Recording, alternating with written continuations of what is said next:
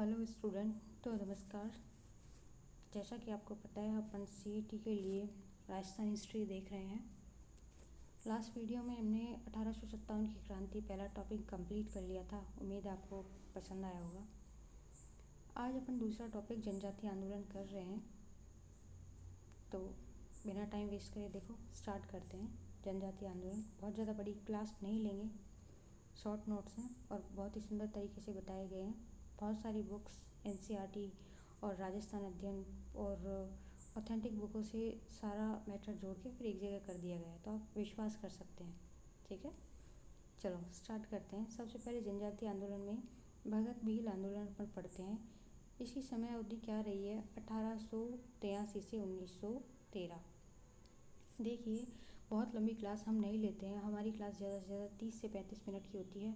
इसी में आप आराम से रिवीजन कर सकते हैं, बहुत ज़्यादा टाइम वेस्ट होगा नहीं और लगभग सारी महत्वपूर्ण जानकारी अपन इसमें दे देते हैं। ठीक है, तो अपन देखो भील आंदोलन की बात करते हैं तो 1883 से 1913 तक चला।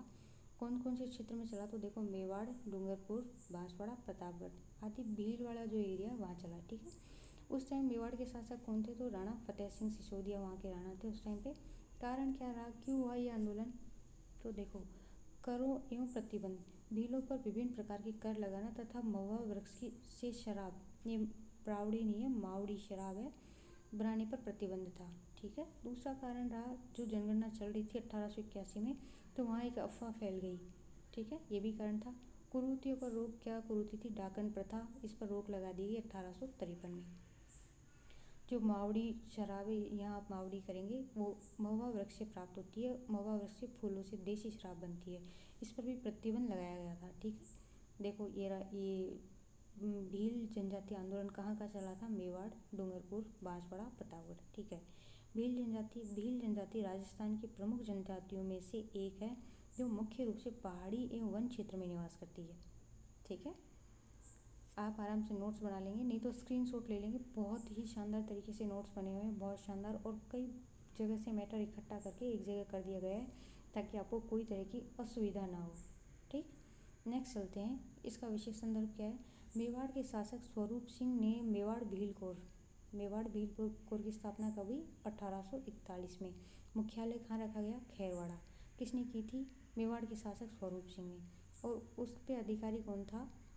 जेसी ब्रुक के सहयोग से डाकन प्रथा पर रोक लगा दी गई थी। और लगाई कब गई थी? देखो यहाँ पे ये रहा 1853 में। ठीक है, यह आंदोलन भील समाज की जागृति एवं असंतोष का प्रतीक बना। नेक्स्ट अपन चलते हैं। देखो क्या है भील जनजाति के कारण और नेतृत्व। देखो, ईसाई धर्मांतरण हो रहा था अंग्रेजों के द्वारा, क्षेत्र में बढ़ रही ईसाई धर्मांतरण। बेगार प्रथा में क्या थी? भीलों से करवाई जाने वाली जबरन बेगार भी इसका कारण था। ठीक है, फिर नेक्स्ट चलते हैं। इसमें देखो कौन थे इस आंदोलन के नेतृत्वकर्ता? स्वामी या भगत गोविंद गिरी। इनका जन्म कहाँ हुआ था? बांसिया या बेड़सा गांव। कहाँ पे? डूंगरपुर। ये देखो बांसिया बेड़सा गांव डूंगरपुर में। और ये कौन से परिवार से थे? बंजारा परिवार से थे।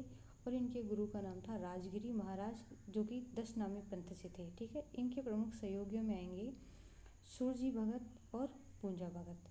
ठीक है, ये आप ध्यान रखेंगे, कई बार क्वेश्चन पूछा जाता है कि गोविंद गिरी बंजारा परिवार से थे और कहाँ से थे? डूंगरपुर। ध्यान रखेंगे आप।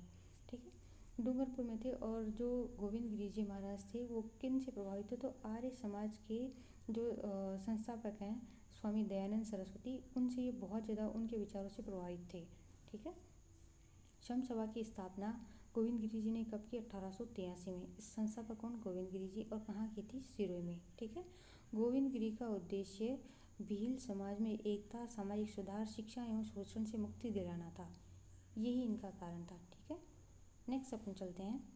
संत सभा। बहुत ही ऑथेंटिक चीज़ें लाई गई हैं और जो काम की चीज़ें वही लाई गई हैं। बहुत ज़्यादा कचरा नहीं भरा है और बहुत शॉर्ट नोट्स बनाए, तो आप आराम से नोट्स बना सकते हैं और इस पर पूरा भरोसा कर सकते हैं और इससे बाहर कहीं नहीं जाएगा। इसके बाद आप एमसीक्यूज कर सकते हैं। थ्योरी के लिए सफिशिएंट है, मोर देन सफिशिएंट है। सीईटी के लिए बिल्कुल भी कम नहीं पड़ेगा। इवन आप सीईटी के बेस पे जो आगे पेपर देंगे, पुलिस है, पटवारी है, वीडियो है, इन सब में भी ये यूँ की यूँ काम आने वाली है। अच्छे लेवल के नोट्स बनाए गए हैं, काफ़ी बेसिक टू एडवांस चला है। ठीक है, अगर आपको वीडियो पसंद आता है तो ज़रूर सब्सक्राइब करें चैनल को, नोटिफिकेशन आपके पास पहुंच जाएगा, बेल आइकन ऑन करें और अपने दोस्तों के साथ ज़रूर शेयर करें। ठीक, अब चलते हैं समसभा। एक सेकेंड, समसभा आती है और मानगढ़ हत्याकांड इसी से रिलेटेड है। देखो, समसभा का प्रथम अधिवेशन कब होता है? 1903 में। आप कमेंट में लिखेंगे स्थापना कब हुई है और स्थान कौन सी जगह हुई है समसभा? बेड़सा, डूंगरपुर में। तिथि कब? अश्विन पूर्णिमा यानी शरद पूर्णिमा को हुई है। ठीक है। और देखो, भगत पंथ की स्थापना कब होती है? देखो, 1911 स्वामी गोविंद गिरी ने की थी और बेड़सा गांव भगत पंथ की स्थापना स्थल है। ठीक है। गोविंद गिरी का निधन कहाँ होता है? कंबोई नामक स्थान गुजरात में गोविंद गिरी की मृत्यु होती है। इनकी जीवनी देखो, माणिक्यलाल वर्मा आदिम जनजाति शोध संस्थान कहाँ पर है? उदयपुर ने गोविंद गिरी की जीवनी प्रकाशित की थी। आगे समझिए। देखो, मानगढ़ हत्याकांड कहाँ हुआ? तिथि ये 7 नवंबर नहीं है, एक बार यहाँ 17 नवंबर आप करेंगे। 17 नवंबर 1913 में हुआ है और भीलों की मानगढ़ पहाड़ी कहाँ पर थी? बांसवाड़ा में एक सभा हो रही थी। कब? 17 नवंबर 1913 को। इस सभा पर डूंगरपुर के राजकुमार पृथ्वी सिंह एवं मेवाड़ भील कोर के अधिकारी मेजर बैली नहीं है, मेजर बैरी है। ठीक है। बैरी ने गोलियां चलाई जिसमें 1500 भील शहीद हो गए। ठीक है। और स्वामी गोविंद गिरी को गिरफ्तार कर लिया गया इसमें, किंतु कुछ समय बाद उन्हें देश में अपने राज्य से निकाल दिया गया और कहाँ भेज दिया गया? गुजरात। ठीक है, ये ध्यान रखेंगे। और ये देखो कहाँ कहाँ है? प्रतापगढ़, बांसवाड़ा, डूंगरपुर, ये एरिया है। ठीक है। नेक्स्ट आप चलेंगे, देखिए फिर आता है मानगढ़ धाम। कैसे? यहाँ की क्या क्या घटना आप देखेंगे। प्रतिवर्ष मानगढ़ पहाड़ी पर शरद पूर्णिमा यानी अश्विन पूर्णिमा को मेला लगता है। मानगढ़ हत्याकांड को भारत का दूसरा जलियांवाला बाग हत्याकांड तथा राजस्थान का जलियांवाला बाग हत्याकांड कहा जाता है। नेक्स्ट अपन चलते हैं। पहला अपन ने भगत आंदोलन देख लिया, यहाँ तक डिटेल उन्हीं की आप आराम से देख लेंगे। फिर नेक्स्ट चलते हैं एक ही आंदोलन जिसको भूमट भील आंदोलन भी कहा जाता है।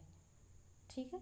इसकी समय अवधि देखें तो 1920 से 22 तक रही है। इस आंदोलन का दूसरा नाम हो रहा है भूमट भील आंदोलन, इसको कहा जाता है। अगर इससे प्रभावित एरिया माना जाए तो यह है मेवाड़, डूंगरपुर, बांसवाड़ा, प्रतापगढ़ एवं गुजरात के भील गरासिया क्षेत्र भी है। और इसके जो नेता हैं एक ही आंदोलन के, भूमट आंदोलन को है मोतीलाल तेजावत। मोतीलाल तेजावत का जन्म होता है कोलियारी गांव उदयपुर के ओसवाल जैन परिवार में। और ओसवालों की जो कुलदेवी होती है वो होती है सच्चियाई माता है। मानगढ़ हत्याकांड देखो, मानगढ़ हत्याकांड ये यहाँ पे 17, यहाँ भी आप 17 करेंगे एक बार, सॉरी 17 नवंबर 1913 पे होती है। 1500 भील यहाँ शहीद होते हैं। नेक्स्ट अपन चलते हैं एक ही आंदोलन के बारे में, वो जानते हैं। देखो क्या कह रहा है। इस एक ही आंदोलन की शुरुआत होती है 1920 में। कौन से स्थान पर होती है? बहुत ज़्यादा इंपॉर्टेंट है, कई बार पूछता है। मातृकुंडिया रासमी चित्तौड़गढ़ में। और ये स्थान है मातृकुंडिया, ये मेवाड़ का हरिद्वार इसको कहा जाता है। मेवाड़ का हरिद्वार कौन सी जगह है? मातृकुंडिया स्थान। ठीक है। नीमड़ा हत्याकांड फिर विजयनगर गुजरात, ये होता है 7 मार्च 1922 को, है ना। नीमड़ा गांव में भीलों की एक सभा हो रही थी। मोतीलाल तेजावत ने मेवाड़ पुकार नामक 21 सूत्रीय मांग पत्र जारी किया था। यहाँ पे दमन किसने किया? मेवाड़ भील कोर के अधिकारी मेजर सॉर्टन ने गोलियां चलाई जिसमें 1200 भील शहीद हो गए। परिणाम क्या निकला? मोतीलाल तेजावत घायल हुए तथा भूमिगत हो गए। ठीक है। नेक्स्ट क्या है? देखो, आत्मसमर्पण कब कर दिया मोतीलाल तेजावत ने? 1929 में मोतीलाल तेजावत ने खेड़ ब्रह्मा ईडर में आत्मसमर्पण कर दिया।